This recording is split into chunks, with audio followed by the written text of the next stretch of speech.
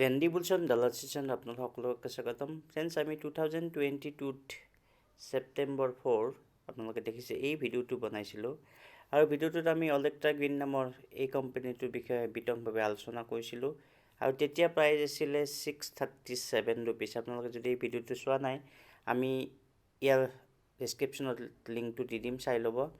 637 2022 ছেপ্টেম্বৰত আছিল আৰু তেতিয়া আমি কৈছিলোঁ যে ইয়াৰ ফিউচাৰ আছে আৰু এতিয়া অলমষ্ট 1300 ওচৰে পাজৰে অলেক্ট্ৰা গ্ৰীণ নামৰ এই কোম্পানীটোৱে ট্ৰেড কৰি আছে। গতিকে তেতিয়াৰ প্ৰাইজৰ লগত যদি আমি তুলনা কৰোঁ, অলৰেডি ষ্টকটোৱে ডাবল প্ৰফিট দিছে। কোনোবাই যদি ইনভেষ্ট কৰিছে তেতিয়াহ'লে 100% প্ৰফিট পাইছে। এতিয়াও এই কোম্পানীটোৰ কিন্তু ফিউচাৰ আছে আৰু EV বাছ যি কোম্পানীয়ে মেনুফেকচাৰ কৰে সেই কোম্পানীবোৰৰ হয়তো অহা কেইবছৰমানৰ ভিতৰত ভাল গ্ৰ'থ আমি দেখিবলৈ পাম। গতিকে এই ভিডিঅ'টোত আপোনালোকে যদি ভালদৰে চাই, আমি দুটা EV বাছ মেনুফেকচাৰ কৰা কোম্পানীৰ বিষয়ে আলোচনা কৰিম। কোম্পানীটোত আমি দুটা কোম্পানীয়ে কম্পেয়াৰ কৰি দেখাম। আপোনালোকে যদি EV ছেক্টৰৰ বাছত ইনভেষ্ট কৰিব বিচাৰিছে তেতিয়াহ'লে এই ভিডিঅ'টো চাব। আৰু এতিয়া হয়তো কোম্পানী দুটা ডিছকাউণ্ট প্ৰাইজত নাই, কিন্তু পিছলৈকে আপোনালোকৰ কামত আহিব। কোম্পানী দুটাৰ ফাণ্ডামেণ্টেল কেনেকুৱা আমি এই ভিডিঅ'টোত ভালদৰে আলোচনা কৰিম। আহকচোন আমি ভিডিঅ'টো আৰম্ভ কৰোঁ। EV এটা ফিউচাৰিষ্টিক ছেক্টৰ মোৰ বোধেৰে। আৰু আপোনালোকে হয়তো টাটা মটৰ্ছৰ কথা জানে। টাটা মটৰ্ছ অলৰেডি 250 230 আমি তেনেকুৱা ৰেঞ্জত আলোচনা কৰিছিলোঁ, এতিয়া 700 800 ওচৰত পাই গ'ল। আৰু তাৰ কাৰণটোৱে হ'ল EV ছেক্টৰ গ্ৰ'থ। ঠিক তেনেকৈ অলেক্ট্ৰা গ্ৰীণ আৰু JBM মটৰ্ছ এই দুটা কোম্পানীয়ে ইলেক্ট্ৰিক বাছৰ কাম কৰি আছে আৰু ভাল কাম কৰি আছে। তেখেতসকলে ভাল অৰ্ডাৰো পাইছে, তেখেতসকলৰ order book strong. JBM auto আজিৰ ফাৰ্ষ্ট কোম্পানী।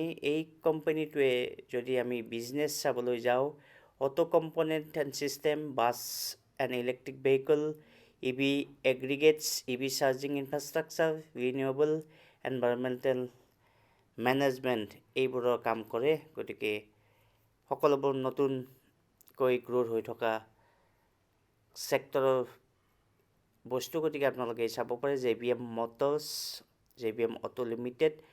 মেনুফেকচাৰিং কেপাচিটি 17টা আছে ফেচিলিটি টোটেল, আৰু কেইখনমান ষ্টেটত আছে। ইয়াৰ ভিতৰত হাৰিয়ানা, UP, মহাৰাষ্ট্ৰ, গুজৰাট, MP, ৰাজস্থান, তামিলনাডু। আৰু ৰেভিনিউ ব্ৰেকআপ FY 2022 মতে চেলছ অফ প্ৰডাক্ট 90% ৰেভিনিউ ইয়াৰ পৰা আহে, ছাৰ্ভিচৰ পৰা 2% আৰু আদাৰ অপাৰেটিং ৰেভিনিউ 10% আহে। আৰু ডিভিজনেল ৰেভিনিউ যদি ব্ৰেকআপ কৰোঁ তেতিয়াহ'লে কম্পনেণ্ট ডিভিজনৰ পৰা 70%, টুল ৰুম ডিভিজনৰ পৰা 8% আৰু OEMৰ পৰা 21%, আদাৰ্ছৰ পৰা 1% আহে। যদি আমি ইয়াৰ ক্লাইণ্ট চাবলৈ যাওঁ, কোনবোৰ ক্লাইণ্টে JBM মটৰ্ছৰ পৰা ইলেক্ট্ৰিক বাছ বা তেনেদৰে যিবোৰ কাম কৰে সেইবোৰ লয়, তাৰ ভিতৰত অশোক লেলেণ্ড, ডেইমাৰৰ, Nissan, Renault, FCA, Ford, Toyota, Volvo, এনেদৰে প্ৰায় বহুকেইটা অতি ফেমাছ কোম্পানী, মটৰ কোম্পানী। ফ'ৰ্চেও লয়, এস্কৰ্টেও লয়, মহেন্দ্ৰ আছে, হোণ্ডা আছে, প্ৰায় সকলোবোৰ মটৰ কোম্পানীয়ে ইয়াৰ পৰা প্ৰডাক্ট লয়। গতিকে ইয়াৰ ফিউচাৰ নাথাকা নহয়। গতিকে আপোনালোকে JBM অটো লিমিটেড ষ্টাডি কৰিব পাৰে। যদি আমি Olectra green same ছেক্টৰৰ company, EV বাছৰ ওপৰত কাম কৰি আছে। EV বাছৰ পৰা 82% ৰেভিনিউ দিয়ে আৰু কম্প'জিট পলিমাৰ ইনচুলেশ্যনৰ কাম কৰে, তাৰ পৰা 18% ৰেভিনিউ এই কোম্পানীটোৱে পায়। EV বাছ অলৰেডি এই কোম্পানীটোৱে বহুত কেইখন ষ্টেটত দি দিলে, অসমতো আহিছে, দিল্লীত আহিছে।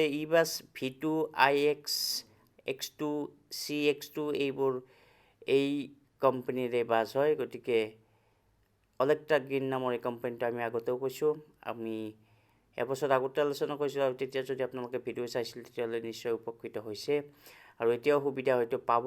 যদি ডিছকাউণ্ট প্ৰাইজত পায় আমি আপোনালোকক জনাম। এতিয়া জাষ্ট ফাণ্ডামেণ্টেল চাই লওক। আজিয়ে গৈ কোম্পানীটো কিনি দিব লাগে বুলি কথা নাই, কাৰণ যোৱা ট্ৰেডিং ছেশ্যনত অলৰেডি 8% উঠিছে, হয়তো এতিয়া ওপৰত বেছি স্পেচ নাই। এতিয়া কাৰেণ্ট প্ৰাইচ 1347, আমি আগতে আলোচনা কৰিছিলোঁ এবছৰ আগত, তেতিয়া 637 ৰুপিছত ট্ৰেড হৈ আছিল। মাৰ্কেট কেপ 11,000 crore আৰু পি বহুত বেছি হৈ আছে এতিয়া 143, ইণ্ডাষ্ট্ৰি পি অনলি 25.1 আৰু ডিভিডেণ্ড অকণমান দিয়া ষ্টাৰ্ট কৰিছে। আৰু 8.11 আৰু এতিয়ালৈকে বহুত বেছি ভাল হোৱা নাই, কিন্তু ফিউচাৰত হ'ব বুলিয়ে এই কোম্পানীটো ডিমাণ্ড দিছে মানুহে আৰু সেইকাৰণে কিনি আছে আৰু সেইকাৰণে পিও বেছি পাইছে।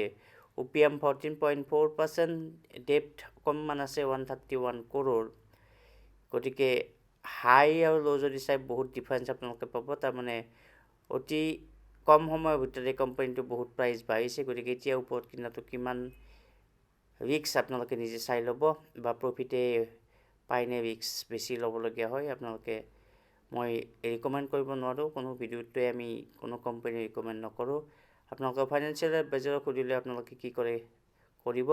JBM অটো যদি আমি একেই ফাণ্ডামেণ্টেল চাবলৈ যাওঁ, তেতিয়াহ'লে কাৰেণ্ট প্ৰাইচ 1464 ৰুপিছত আছে আৰু ইয়াৰো প্ৰাইচ অতি কম সময়তে বাঢ়িছে 482 ল' আৰু 1600 হাই। গতিকে ইয়াৰো স্পীড কম সময়ৰ ভিতৰতে পাইছে। ষ্টকৰ পি 127, এইটো কষ্টলি আৰু ডেপ্ট ইয়াৰো আছে 2055 crore আৰু 12.9 ইয়াৰ আছিল আৰু আপুনি যদি চাই 8। গতিকে JBM অটো আৰু অকণমান বেছি তাতকৈ। ইণ্ডাষ্ট্ৰি পি 32.7 আৰু ষ্টক পি 127। একজেক্টলি আমি ছেম ছেক্টৰ বুলি ক'ব নোৱাৰোঁ, কাৰণ JBM অটোৱে আন বেলেগ বেলেগ কামো কৰে, লগতে EV এটা কম্পনেণ্ট হিচাপে EV বাছো তেখেতসকলে মেনুফেকচাৰ কৰে।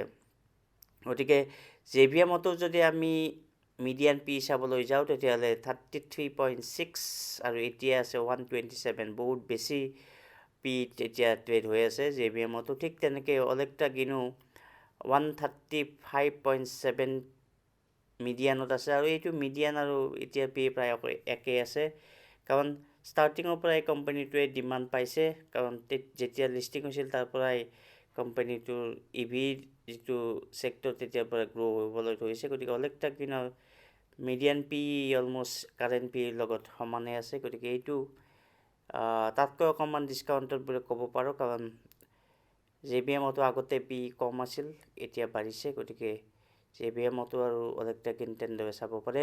JBM অটো যদি আমি কোৱাৰ্টাৰ ৰিজাল্ট চাবলৈ যাওঁ, তেতিয়াহ'লে অপাৰেটিং প্ৰফিট 140 crore হৈছে ছেপ্টেম্বৰত, তাৰ আগত আছিল 114 আৰু ডিচেম্বৰ 2020 আছিল 106 আৰু নেট প্ৰফিট 49 বাঢ়িছে, আগত 30 আছিলে।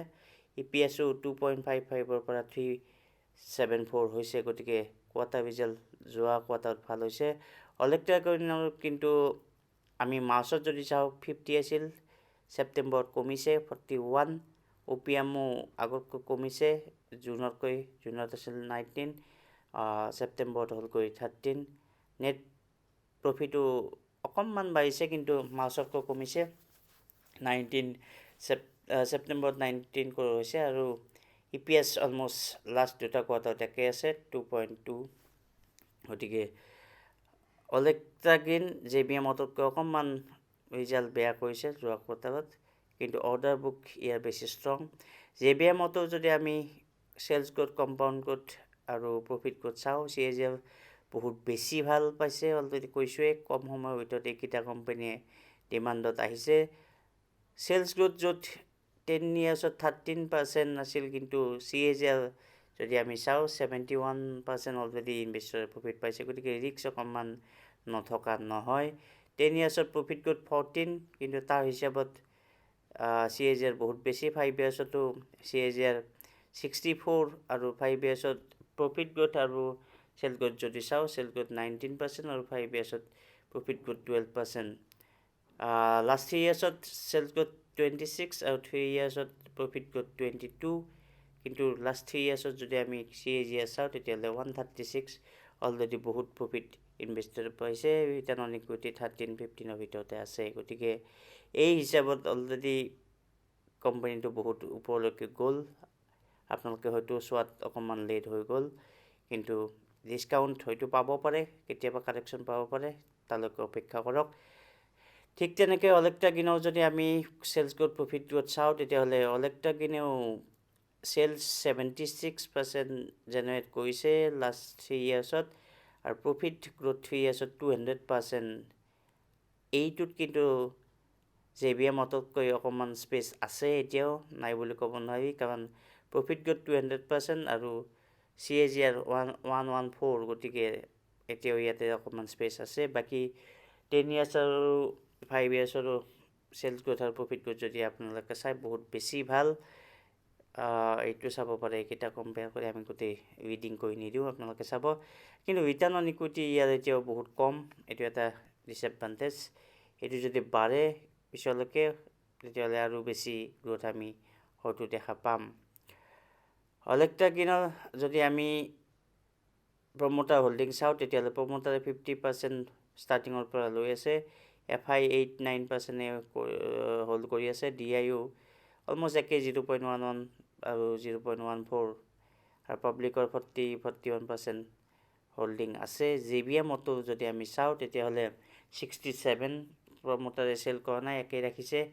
FI 1.73% আৰু ছেপ্টেম্বৰত অকণমান বঢ়াইছে, DIও 0.02 পৰা 0.03 কৰিছে। গতিকে JBM অটো অকণমান পিছত ইলেক্ট্ৰিক ভেহিকুলৰ নিউজ পাইছে, আৰু হয়তো মানুহে JBM অটো এতিয়াও ভালদৰে কি কাম কৰে JBM অটোৱে নাজানিব পাৰে, কিন্তু অলেক্ট্ৰাগিন অলৰেডি ফ'কাছত আহিছে, সেইকাৰণে সেইটো বেছি ডিমাণ্ডত আহি গৈছে, আৰু FIও অলেক্ট্ৰাগিনত বেছি ষ্টেক লৈছে, JBM অটোত অকণমান কম লৈছে। গতিকে আপোনালোকে নিজে বিবেচনা কৰিব, যদি ইলেক্ট্ৰিক বাছ মেনুফেকচাৰৰ কোম্পানী আপোনালোকে বিচাৰি আছে তেতিয়াহ'লে এই দুটা লিষ্টিং কোম্পানী আপোনালোকে শ্বেয়াৰ মাৰ্কেটত পাব, আৰু এতিয়া কিনিব লাগে বুলি কথা নাই, যেতিয়া সুবিধা পায়, যদি ডিছকাউণ্টত পায় কেতিয়াবা কিনিব, আৰু যদি ডিছকাউণ্টত নাপায়, সুবিধা নাপায়, তেতিয়াহ'লে উপায় নাই, এৰি দিব।